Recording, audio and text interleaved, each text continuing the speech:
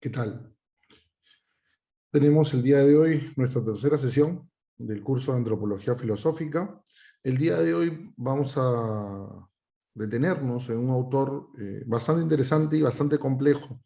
Un autor que hay que dedicarle tiempo y dedicarle lectura, ¿no?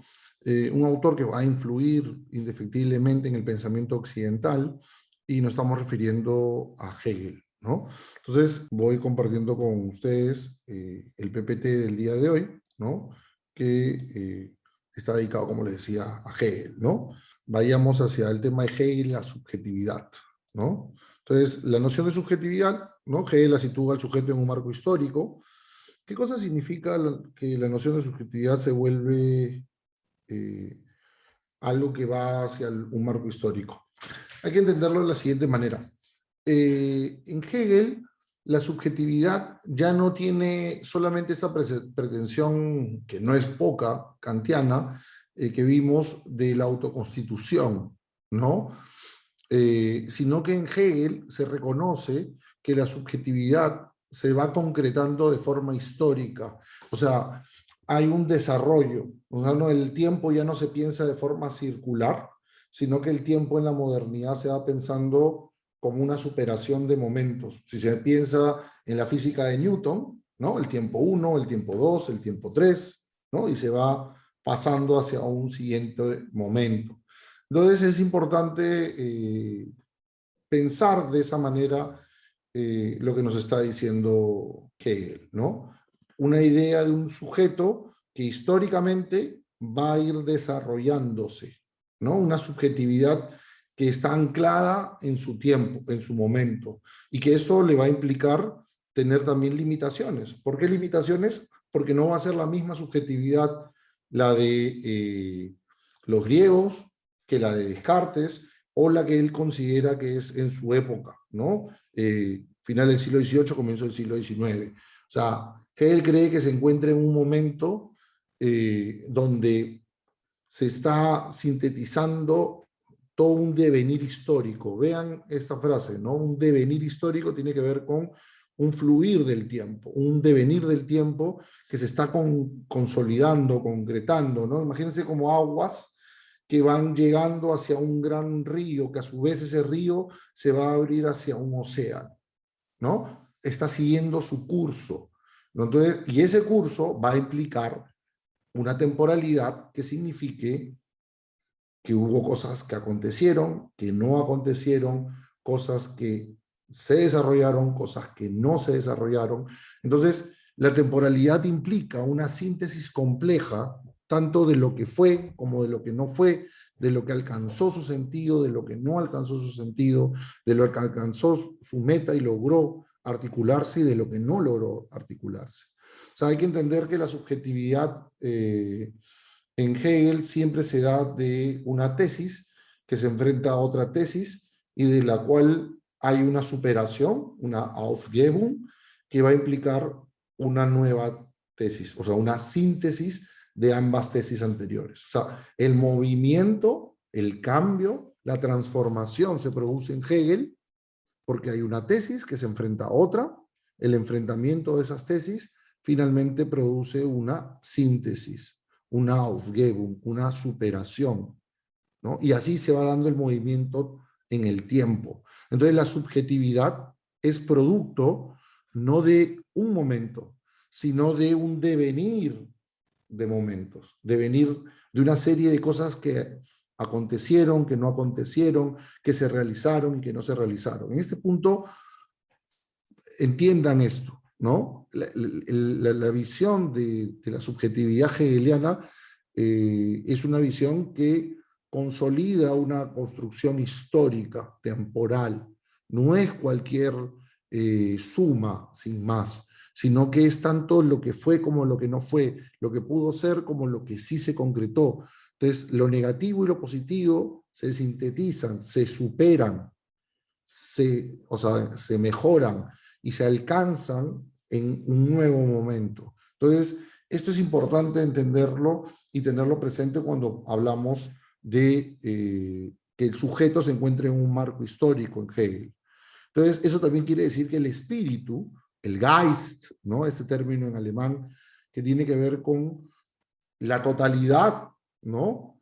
Va moviendo la historia, va moviendo el tiempo, va consolidando las relaciones y va generando precisamente que este tiempo no sea simplemente una mera casualidad. Este tiempo es la consolidación de una serie de otros momentos, ¿no? De un devenir histórico, de un proceso, ¿no? Que se van transcurriendo y se van consolidando y destruyendo, relaborando en el tiempo. Por eso el espíritu tiene la capacidad de explicarse a sí mismo. O sea, la conciencia tiene la capacidad de actualizarse permanentemente, de comprender este devenir, de explicar este devenir.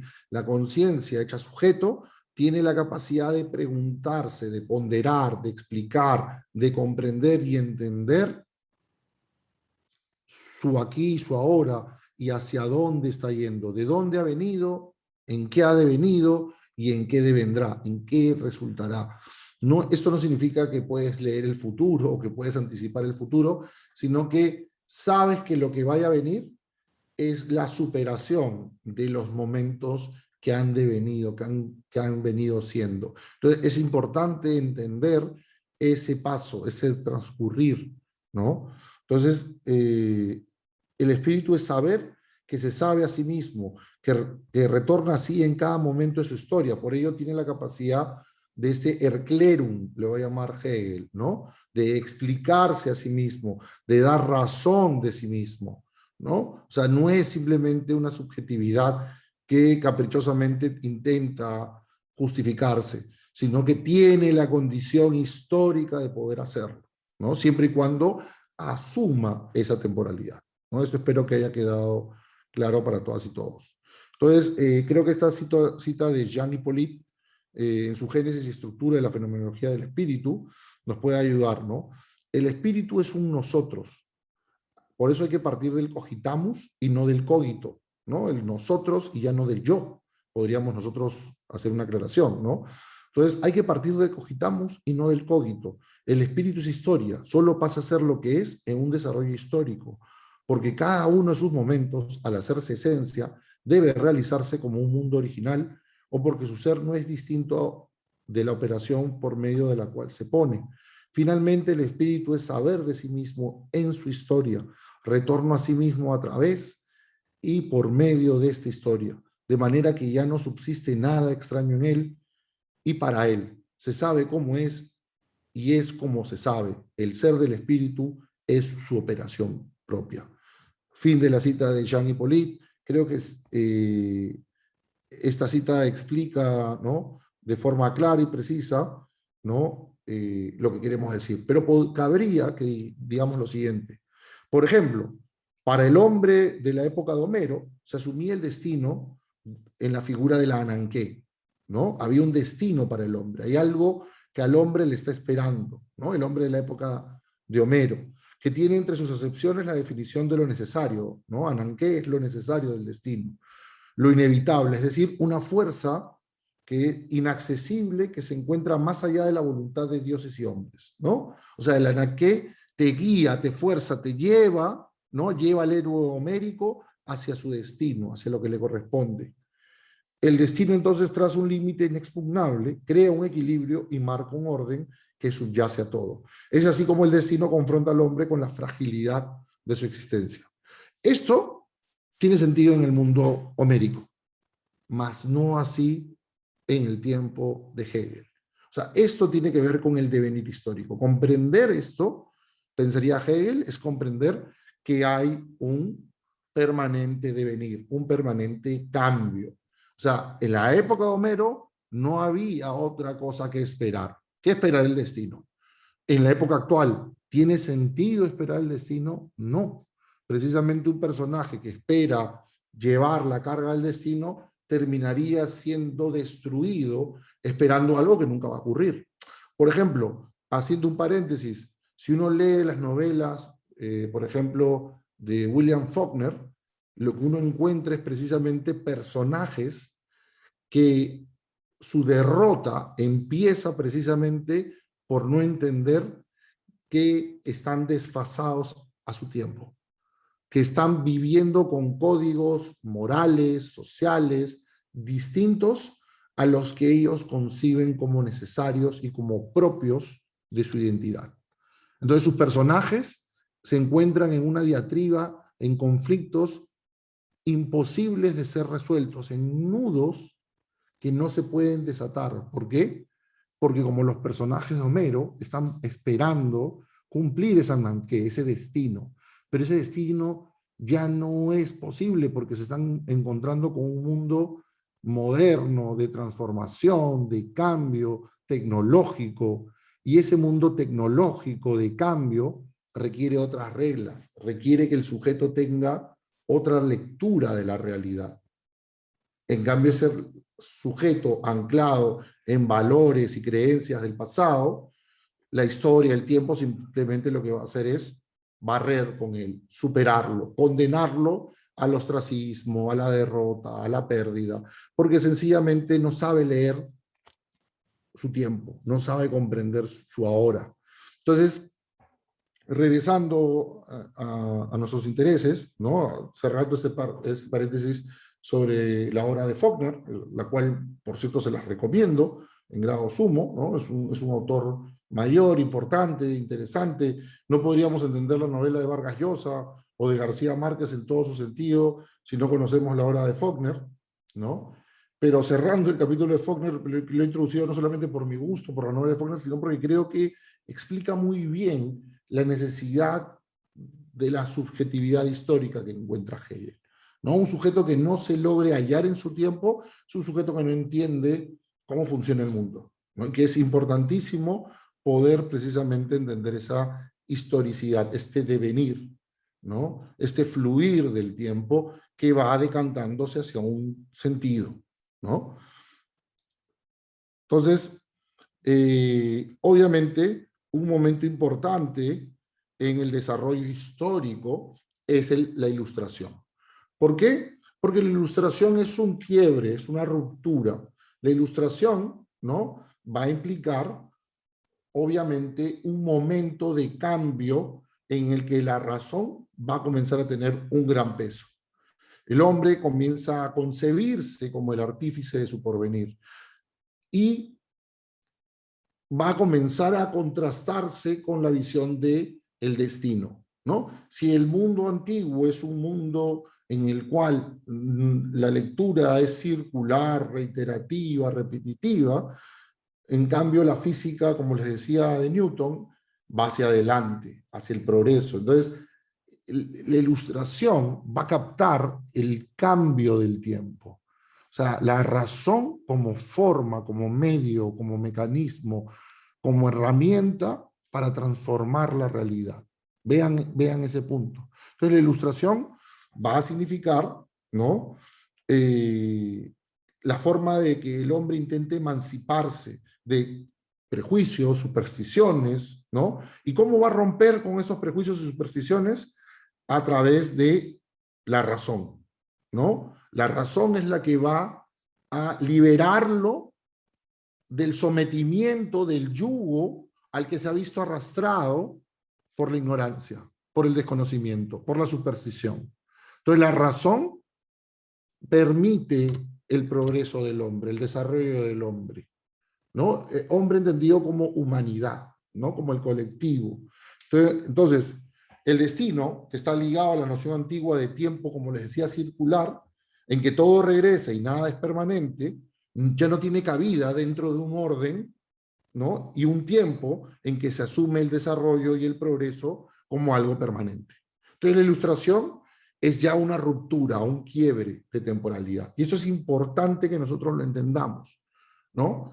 Es importantísimo entender la influencia en la modernidad occidental de la idea de la ilustración, porque va a significar un quiebre, un punto de no retorno, en el sentido de que se va a ir consolidando esta visión moderna occidental del desarrollo, del progreso, del cambio, de la transformación, tanto en relación a capacidades técnicas y tecnológicas como en relación a lo conceptual, lo intelectual, la capacidad crítica, ¿no?, de la que hablábamos la clase pasada en relación con Kant, ¿no? Veíamos cómo la palabra crítica en Kant es alcances y límites. Bueno, estos alcances y límites que se preocupa la razón, en el caso de Hegel, todavía van a tener un sentido más revolucionario, más contrastante, más poderoso. ¿Por qué? Porque la revolución ya no es simplemente la idea de la revolución es copernicana, ¿no? Copérnico pensaba revolución como movimiento, pero ojo, es movimiento circular. En cambio, revolución ya va a comenzar con la Ilustración a ser entendido como ruptura de un momento para pasar a otro tiempo. ¿Se entiende este punto? O sea, un tiempo es abandonado y dejado de lado por un nuevo periodo, por un nuevo momento, por un nuevo tiempo. Y este nuevo tiempo tiene otras claves, otros sentidos, tiene otros elementos sobre los cuales la subjetividad se va a asentar, se va a desarrollar, se va a concretar. Entonces, este cambio no es simplemente un cambio más de escenografía que uno puede decir, bueno, pero finalmente las sillas son sillas, las mesas son mesas y todo sigue igual. No, va a implicar una ruptura, va a implicar un proceso del cual ya no se va a poder simplemente retornar, ¿no? Entonces, es en este periodo que comienza el hombre a intentar verse a sí mismo, no como ya presa del destino, sino que él es el artífice de su porvenir. Vean qué interesante es eso, ¿no? O sea, como el factotum, como el que tiene la capacidad de poder transformar las cosas. Antes solamente se le concebía el destino, a Dios, a la deidad, el poder y la capacidad de la transformación. Ahora es el hombre el que comienza a preguntarse, mi intelecto, mi razón, mi conocimiento, ¿no será el medio para transformar la realidad, para que la realidad pueda ser la realidad que yo concibo? Esto que un par de siglos antes todavía Bacon soñaba, ¿no? Ya para la época de la Revolución Francesa va lo imposible a ocurrir. Un rey va a ser depuesto y se va a imponer un nuevo orden político. ¿Eso significó de que desaparezcan todos los reinos? No. ¿Que todos los reyes desaparecieran? No. Pero implicó el nacimiento de algo que antes se podía asumir como imposible, como esto nunca va a ocurrir, esto nunca va a pasar. Un mundo donde puede haber otra forma de gobierno que no sea el de los reyes, ¿no? Entonces, la Francia de los Luises, con todo su esplendor, con toda su riqueza, cayó. Entonces, esto es importante tenerlo en cuenta para poder comprender, ¿no? ¿Qué significa este cambio, ¿no? Esta historicidad, ¿no? Esta subjetividad puesta en el tiempo de la historia, ¿no? Entonces, pese al trabajo de emancipación que la razón ilustrada desplegó, que sería el caso de Kant, esto no significó que el peso del destino se disolviera en las representaciones y creaciones sociales como una carga imposible de borrar en la existencia humana, ¿no? O sea, uno podría pensar, bueno, el siglo de las luces, la ilustración, le brindaron al hombre la confianza suficiente para abandonar cualquier otra creencia religiosa, mágica, espiritual. No. La modernidad siguió cargando todavía con el peso del destino, con enfrentarse a lo imposible, ¿no? Entonces, por ejemplo, ahí tenemos esta imagen del hombre enfrentado a su destino, enfrentado, ¿no?, a lo que está por venir, cómo solucionarlo, ¿no? Entonces, el idealismo y el romanticismo alemán son formas de enfrentarse a ese destino. ¿Y qué es lo que hacen? ¿No? Vuelcan su mirada, llevan su mirada hacia el pasado, ¿no? ¿Hacia qué pasado? Ya no va a ser Roma, ¿no? Si la primera modernidad de Descartes está mirando hacia Roma, más bien ya el romanticismo, el idealismo van a mirar hacia Grecia. Yo sé que en la actualidad a nosotros, por la formación que tenemos, nos parece sumamente natural el hecho de apelar, Sócrates, Platón, Aristóteles, ¿no?, más que a Séneca o Marco Aurelio. Pero lo que ocurre es que precisamente somos hijos de nuestro tiempo. Y al ser hijos de nuestro tiempo, nos sentimos más a gusto con las referencias que nuestro devenir histórico ha puesto ante nosotros. ¿Cuáles son esas referencias? Precisamente los griegos. O sea, a partir del siglo XIX, comienza una revaloración importante al mundo clásico griego, ¿no? Y comienza a convertirse en un periodo de estudio, de análisis de la tradición, de la formación, del Bildung alemán, ¿no? Entonces, la gente dedicada a las lenguas, ¿no? Van a comenzar a dedicarse a renovar el estudio del griego sobre el latín, ¿no? Ya no va a ser solamente el latín, la lengua importante, sino también va a comenzar a ser, ¿no?, el griego una lengua importante para poder comprender de dónde venimos, para poder entender en la temporalidad en la que nos ubicamos, para poder desatar los nudos existenciales, políticos, sociales, económicos, culturales, espirituales, que no podemos resolver. Mirando hacia el pasado, se puede comprender el presente y se puede avisorar un mejor futuro.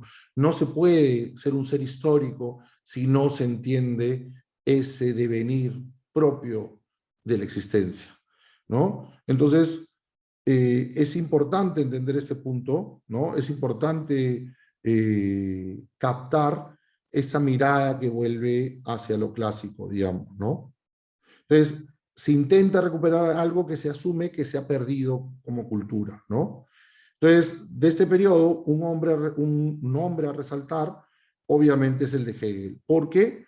Porque él, también está Hölderlin, ¿no?, Fichte y algunos otros pensadores muy interesantes, coetáneos y amigos en algunos casos de Hegel, pero Hegel va a ser la figura, ¿no? O sea, es un autor, nos guste leerlo, no nos guste leerlo, su complejidad nos espante o nos aterre o nos dé demasiado respeto, pero si cabe el consejo, hay que leer Hegel y leerlo con paciencia y con atención, porque comprender a Hegel es comprender no solamente un periodo de la formación filosófica, sino que muchos de los autores posteriores van a estar indefectiblemente leídos, interpretados, comprendidos desde la visión hegeliana, ¿no? La impronta hegeliana pareciera que uno pudiera solamente restringirla al ámbito de la filosofía, pero recuerden que el siglo XIX es un siglo de especialidades.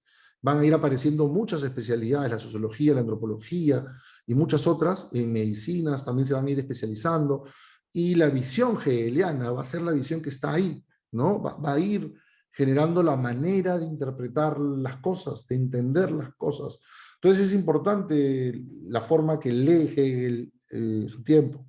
Entonces Hegel recupera la tragedia y con ella la idea del destino como fuerza ineluctable, pero no como fatum, ¿no? Es decir, como fuerza sin concepto, sin una razón que la guíe, más bien por el contrario. Hegel cree que es en la tragedia en la que el destino y la necesidad se enfrentan. Es del conflicto de donde surge el orden. Tesis que se enfrenta a tesis, superación, esa síntesis implica una nueva tesis, un nuevo tiempo, un nuevo momento.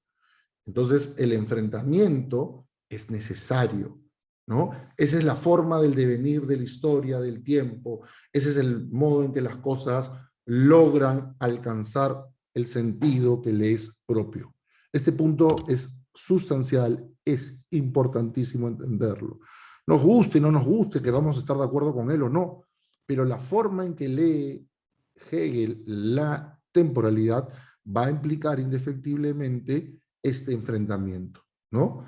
Que implica siempre una superación, ¿no? Entonces, la caída y la derrota del hombre se aprecia como la marca de su fragilidad, así como el signo venturoso de su libertad, ¿no? Sin esta posibilidad de enfrentarse a su destino, el ser humano no podría ser verdaderamente libre. O sea, es libre porque tiene la capacidad de poder confrontar a su destino, mirarlo a la cara y superarlo, ¿no? Es por ello por lo que la pretensión de Hegel es convertir a la filosofía en saber real. Esto es en ciencia. El término es Wissenschaft, ¿no? La ciencia es la Wissenschaft. Yo sé que, profesor, pero los términos en alemán, ¿por qué? No es simplemente porque querramos parecer elegantes o más académicos, sino porque no tienen una traducción precisa. Por eso es interesante e importante manejarlos, ¿no? Como hemos estado hablando, por ejemplo, del Aufgebung, ¿no? Esta superación, pero esta superación que siempre implica no necesariamente entender cómo pasar de uno al otro implica la ruptura o el abandono del anterior, es más bien recoger lo que se contrapone, y la superación es la síntesis de lo que ha estado enfrentado. Entonces, vamos a pensar dos citas de Hegel sobre este punto, ¿no? El espíritu que se sabe desarrollado, así como el espíritu es la ciencia, ¿no? El espíritu que se sabe desarrollado, así como espíritu, es la ciencia, ¿no? Y si digno de nota es que un pueblo le llegue a ser inservible, por ejemplo, la ciencia de su derecho político, así como sus convicciones, sus costumbres y virtudes éticas, al menos igual de digno de nota es que un pueblo pierda su metafísica, que el espíritu que se ocupaba con su propia esencia pura no tenga ya ninguna existencia efectiva en él mismo, ¿no? Esto es una cita de la ciencia de la lógica en el prólogo. ¿Por qué es importante ambas citas? Porque lo que nos muestran, por ejemplo, en esta segunda, dice, si digno de nota es que un pueblo le llegue a ser inservible, por ejemplo, en la ciencia de su derecho político. ¿Por qué? Porque lo que se llegó a acordar como correcto, verdadero, justo, se superó, se mejoró. Y el derecho lo logró captar, lo logró atender, y ¿qué cosa hizo? Propuso un cambio, propuso una nueva lectura.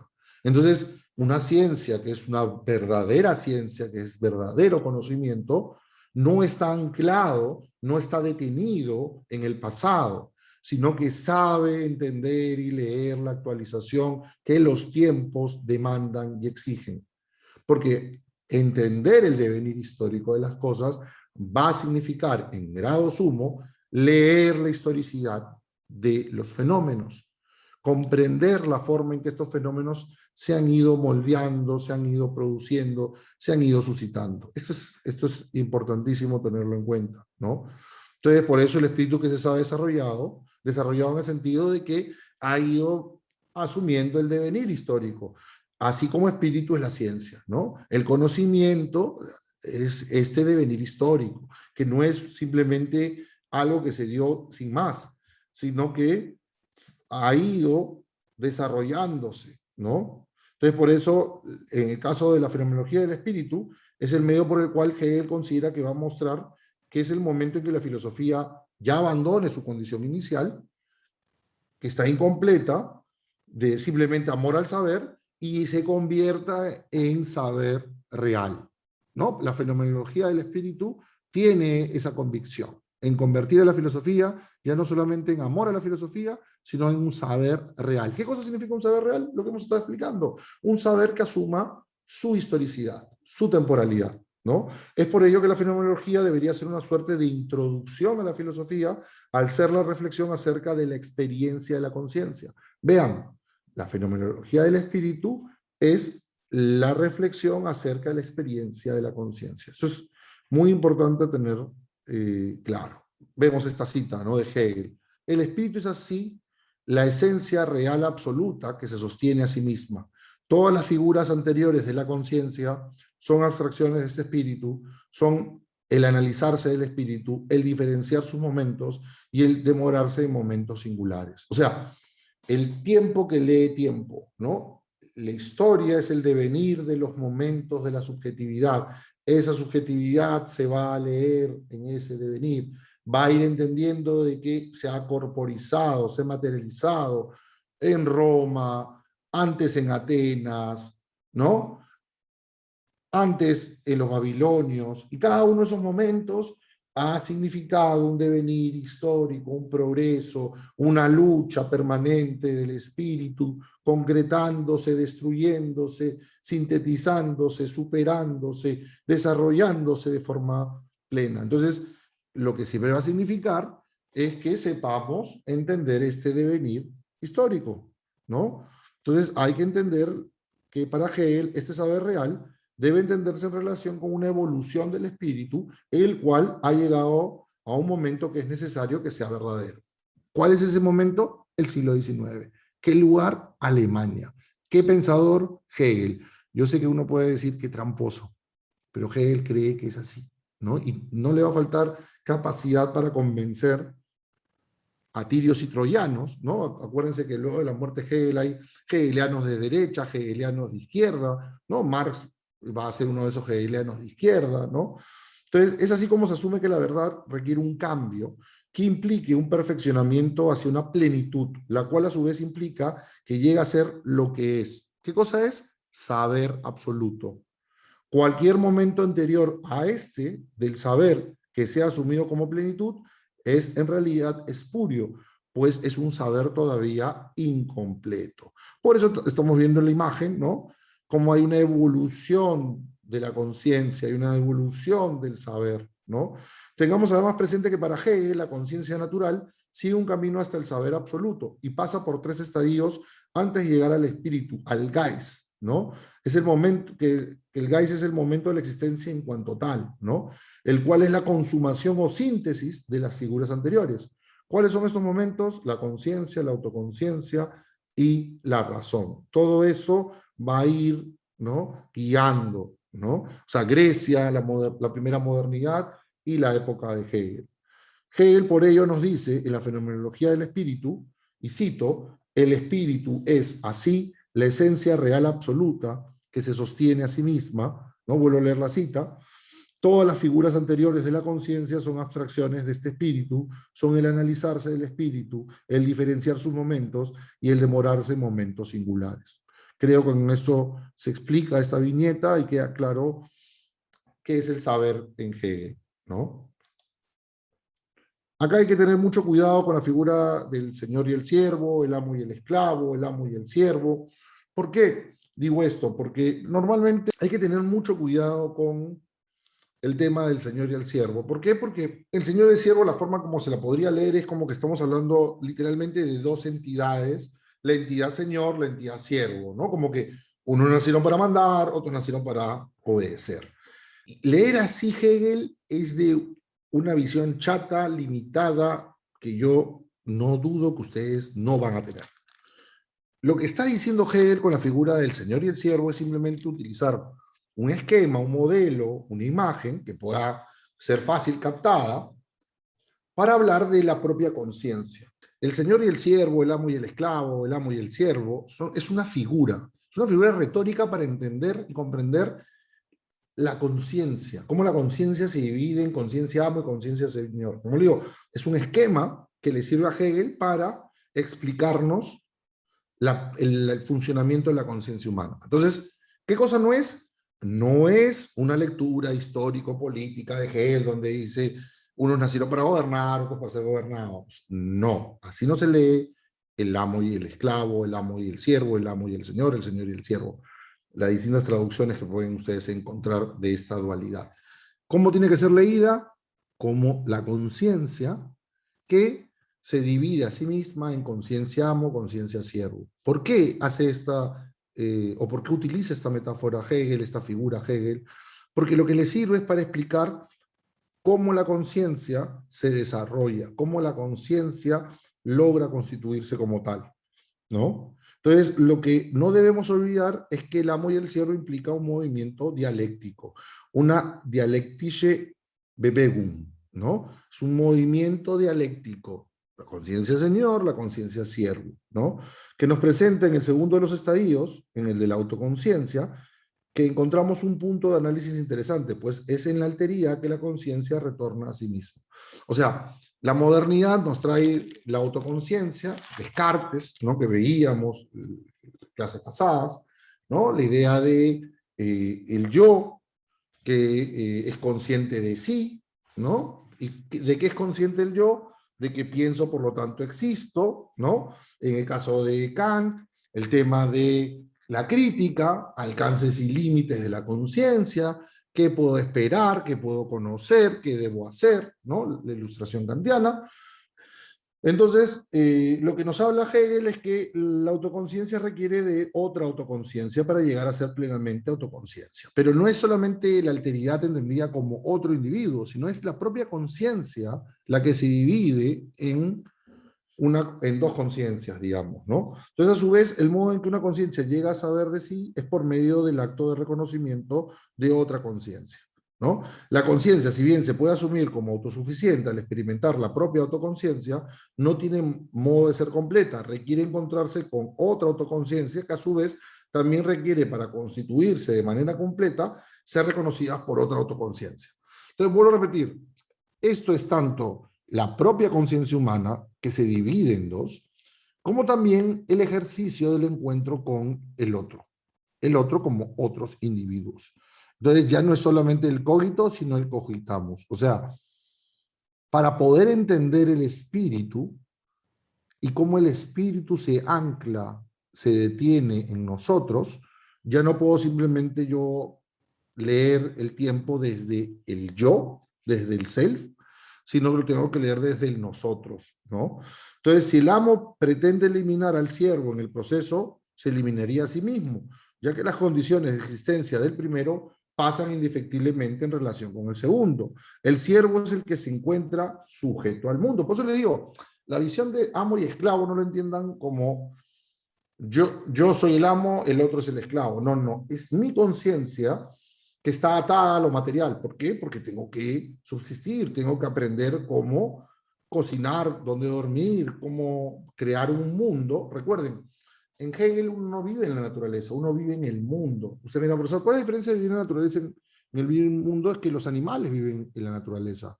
Nosotros vivimos en el mundo porque nosotros vivimos en un espacio articulado por nosotros, pero no llegamos al mundo como Robinson Crusoe, o sea, solitos, ¿no? Sino que llegamos como especie, en grupo, en manada, en bloque, y nosotros hemos ido haciendo mundo. ¿Qué cosa significa hacer mundo? Cultura, tradición, costumbres. ¿Todos los pueblos del mundo viven igual? No. Cada pueblo del mundo enfrenta de formas diferentes y distintas las mismas necesidades materiales. O sea, todos los pueblos del mundo necesitan de comer, donde dormir, agua, ¿no? Sus desechos, donde botarlos. Todos se enfrentan a los mismos problemas, pero desarrollan distintos caminos, medios, tecnologías, modos de cómo resolverlos.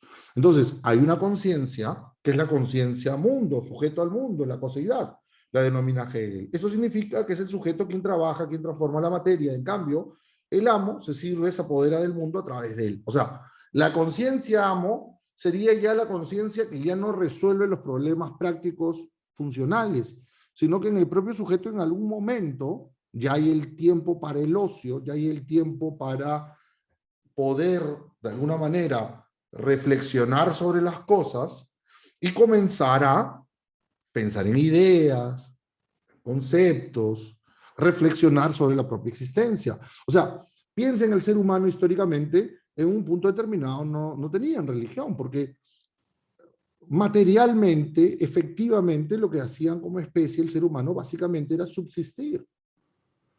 En un momento cuando ya a un nivel de especie, a un nivel cultural, social, organizacional, hubo el espacio para la acumulación, para poder acumular trabajo, para poder acumular bienes, servicios, se pudo ya comenzar a concretar tiempo para el ocio, tiempo para el pensamiento, tiempo para la reflexión. Haciendo un paréntesis, una parte, si pensamos en los manuscritos del 1844 de Marx, vamos a hacer la conexión ahí, ¿no? Marx está mirando a Hegel, está leyendo la fenomenología del espíritu de Hegel y está atendiendo lo que Hegel le está señalando, ¿no? Cerramos ese paréntesis, ya seguramente en la próxima clase podemos hablar un poquito de eso, de Marx, pero el punto es que Hegel entiende que hay que tener presente que el siervo no construye un mundo para sí mismo, sino para su amo, ¿no? O sea, nuevamente, no lo entiendan como siervo, señor, entendido materialmente, sino que es una imagen de la cual se sirve Hegel para decir, en un momento nuestra conciencia está limitada a la materialidad, a la corporidad, ¿no? A transformar las cosas, en hacer un mundo más cómodo para nosotros. Pero luego cuando lo alcanzamos como especie, culturalmente, socialmente, tecnológicamente, tuvimos tiempo, como les vuelvo a repetir, para el ocio, para pensar, para reflexionar, para comenzar ahí a complejizar nuestra vida. Entonces, vuelvo a repetir, ¿no? el ciervo hace el mundo, nuestra conciencia ciervo, nuestra conciencia pegada a las cosas, hace el mundo, pero es el amo, o sea, es la conciencia de la abstracción, de las ideas, la que comienza a transformarlo, la que comienza a guiar el mundo. ¿Para qué acumulamos? ¿Para qué trabajamos? ¿Para qué generamos alimentos y sobreabundancia? ¿Simplemente por la acumulación en sí misma o porque comenzamos a abstraernos de esa realidad material inmediata y comenzar a creer en ideas? Eso es lo que nos diferencia evolutivamente de los animales, piénsenlo, ¿no? La capacidad que tenemos de conceptualizar lo que no está presente, ¿no? O sea, tú no le puedes ofrecer a futuro a un animal la comida de 2 semanas. A un ser humano le puedes decir que si deposita 500 soles, en un año va a recibir intereses del 25%. O sea, esa abstracción es la conciencia Señor, la conciencia amo, ¿no? Entonces, lo que está explicando con el Señor y el siervo, con el amo y el siervo, ¿no? Es cómo la conciencia es esta síntesis entre la materialidad que necesita resolver y hacer mundo y la conciencia que crea conceptos que le dan sentido a la razón por la cual existimos, ¿no? Entonces, el siervo, al culminar su obra, logra reconocer su rostro en ella. Más humano, pues como dijimos, para constituirlo ha dejado de lado sus instintos. Además, el siervo, por temor a la muerte, la cual ha asumido a través del amo, logra tomar conciencia de sí mismo y encontrar la condición humana de finitud. O sea, la forma como lo lee Hegel es que la conciencia señor se enfrenta a la conciencia siervo, pero la conciencia siervo quiere más vivir, en cambio la conciencia señor quiere más dominar. Entonces finalmente la conciencia siervo se somete y pasa a ser conciencia siervo, ¿no? Pero entiéndanlo y léanlo, como les vuelvo a repetir, como el desarrollo, la explicación de cómo el ser humano tiene una conciencia ligada al mundo material y a su transformación y dominación, y a una dominación más bien más abstracta, más compleja, que sería esta conciencia señor, que hace que la humanidad viva no solamente por problemas materiales directos, sino que comience a crear un mundo, ¿no?, de lo que no está presente, pero que sea el que nos motiva a hacer grandes construcciones, religiones, ¿no?, transformaciones económicas, etc.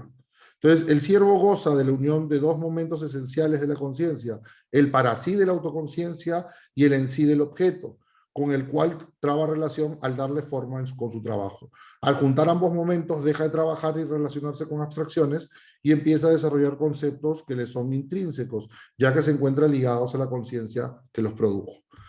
De esa manera, el siervo en su lugar no es otro, es en sí mismo su pensamiento.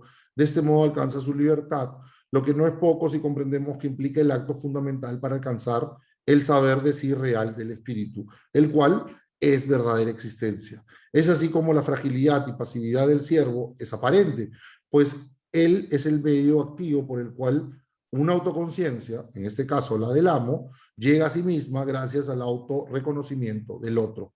Es así como la figura del amo y del siervo representan, en realidad, el encuentro entre una autoconciencia dominante y una dominada, que en apariencia marcaría una jerarquía entre ellas, pero que en realidad ambas se encuentran una sujeta a la otra. Como les vuelvo a repetir, no lo entiendan como una relación de poder entre individuos, entiéndanlo como un proceso evolutivo de la conciencia humana, una evolución compleja, ¿no? Entonces, si bien en este pequeño resumen podemos pensar que Hegel logra concretar su intento por retornar a la cosa misma, die Sache selbst, lo va a llamar Hegel, como veremos con Rosenzweig, este ejercicio dialéctico no logra superar realmente la condición existencial de alteridad en el ser humano. ¿Qué o quién soy? ¿No? Yo no sé, ya no soy, perdón, ¿qué o quién soy yo? No se delimita desde mí mismo o desde un individuo consciente de su subjetividad arrojada, como hemos visto, a una temporalidad histórica, sino que implicará asumir una vulnerabilidad en el sentido de estar siempre abierto hacia el otro.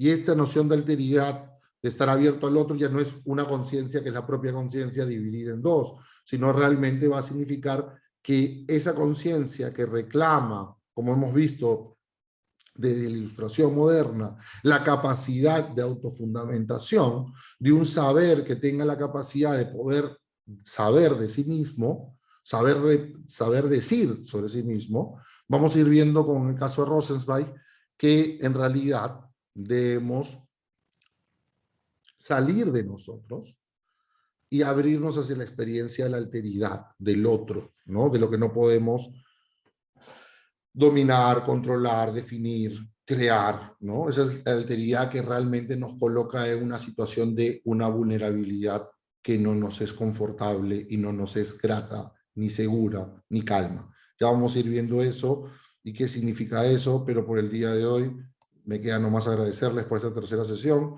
Espero que en clase haya muchas preguntas y quiero que esto les sirva para verlo más de una vez, porque esa es la idea, de que ustedes tengan algo que les permita volver, que tenga una estructura, un orden y que ustedes se puedan sentir a gustos con este material.